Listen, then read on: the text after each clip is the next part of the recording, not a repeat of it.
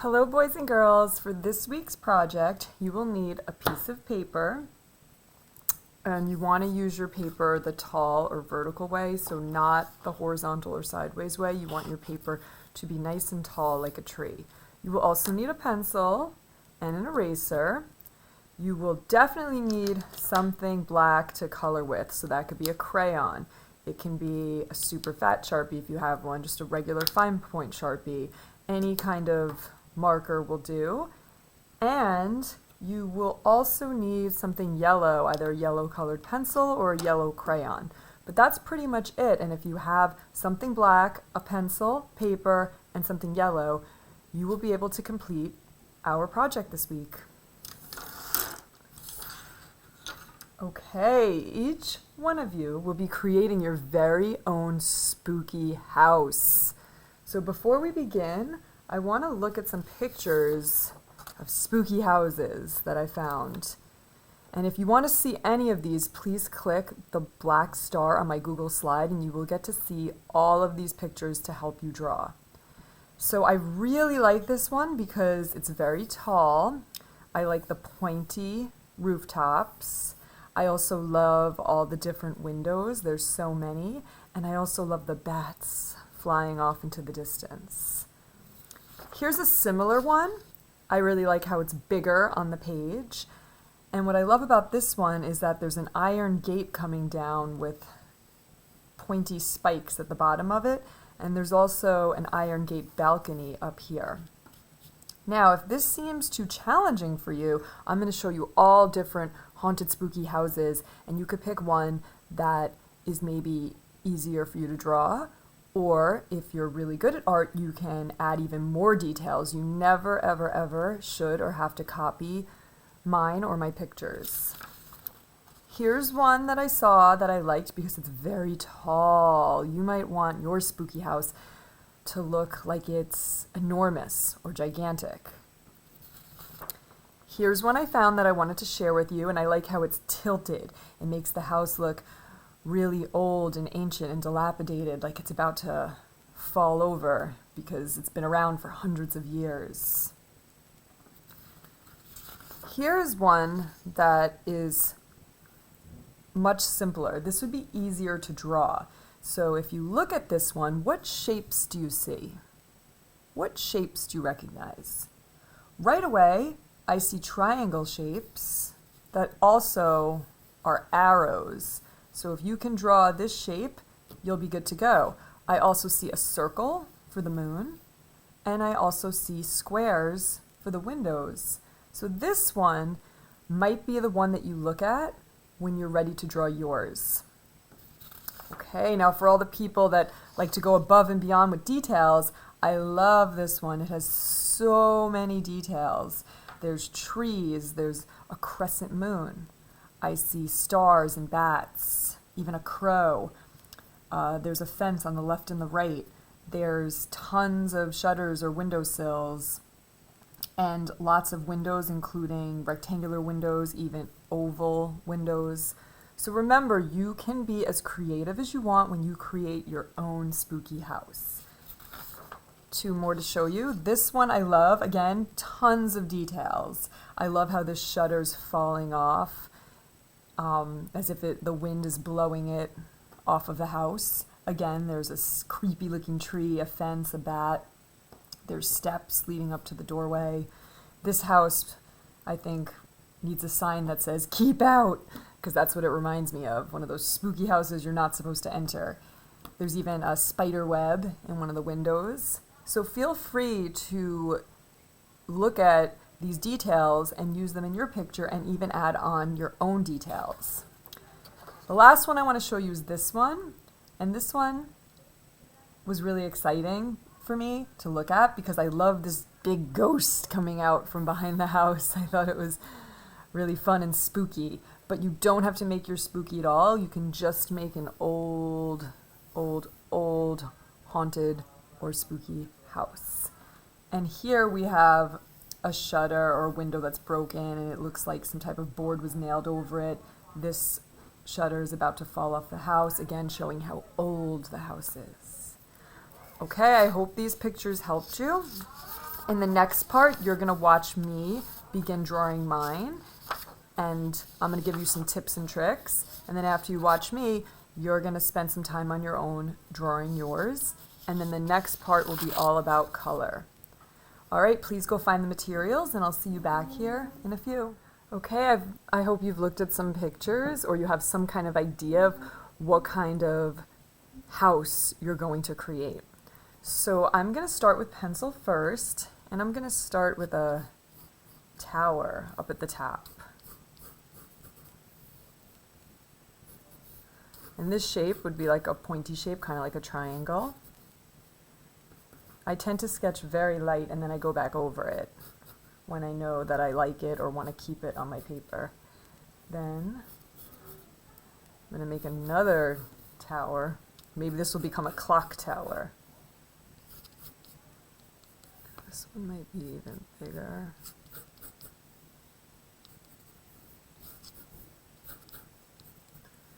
Again, you're just watching me to see how I get started and the order in which I draw, and then you'll be on your own for yours. And I love that one that I showed you, that there was like an iron railing up here.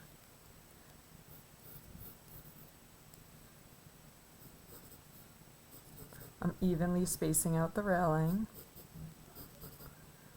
I'm going to go a little bit darker so you could see.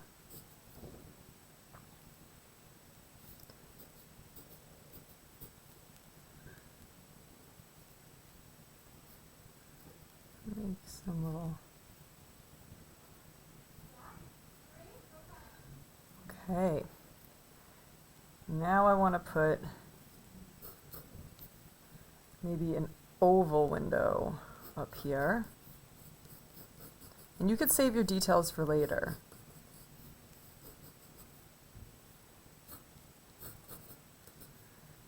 Now you're going to watch me on high speed finish. Remember, I'm going slow and taking my time. This is probably going to take me about 20 minutes to half an hour to draw, but you're going to watch the video sped up just so you can get an idea for how I'm starting mine, how many details I'm adding, and then you should work on yours, and then I'll see you back here and we'll talk about outlining and color.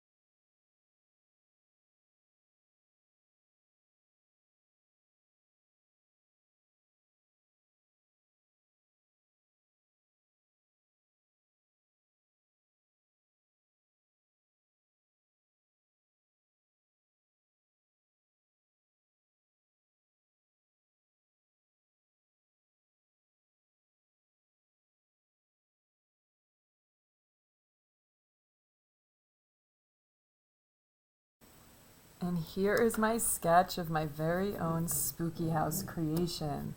The next step is you're going to take something black. It could be a black crayon, a black Sharpie marker, any black marker, and you want to outline and color in black anything that should be black. So this is going to be my glowing moon, so I'm not going to do this black. This is probably going to be yellow. I'm going to definitely outline the iron railings and gates. I'm going to outline the house and anything else that should be black. We want our spooky houses to look like it's nighttime, so the majority of your house should be black. We call this a silhouette, just like you see in these pictures, mainly black. All right, you're going to watch me on high speed, and when you're finished watching me, then you should take your time and work on yours.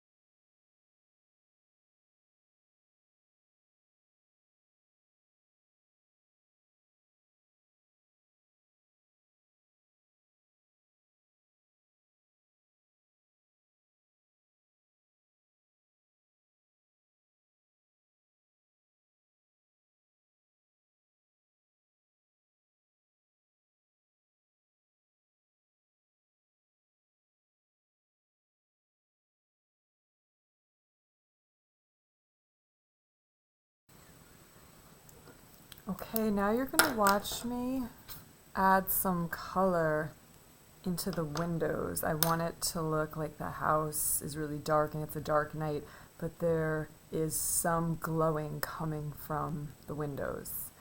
So you're gonna watch me on high speed, and then I'll see you back here.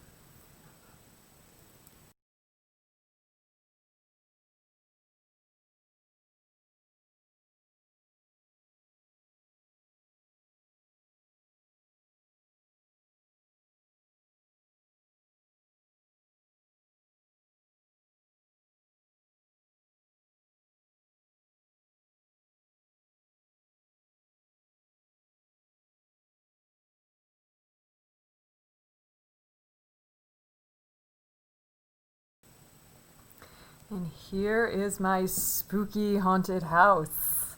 But I'm not done yet.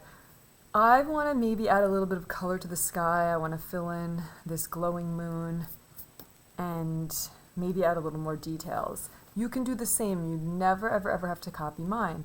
You can have an owl in the sky. You can have ghosts in yours. You can have tombstones or pumpkins down here. You can have a black cat or a crow on the fence. Anything you want, please be creative. Also, if you know me, you know that I love to use oil pastels, and I'm going to use a little watercolor paint in the sky. It's okay if you don't have this stuff. You can use crayon, you can use marker, colored pencil, anything that you want in the background of the sky. So you're going to watch me on high speed, and I'll see you back here when mine is finished.